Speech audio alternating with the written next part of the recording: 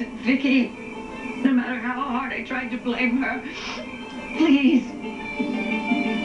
I promise you I'll change. I swear I will. I know I've said it before, but I will this time. I'll become a completely different kind of person. Just please don't let me be insane. Megan. Please. I don't want to hear you cry anymore. Please, sweetheart.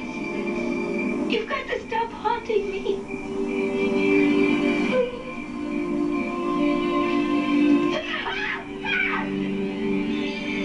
Oh.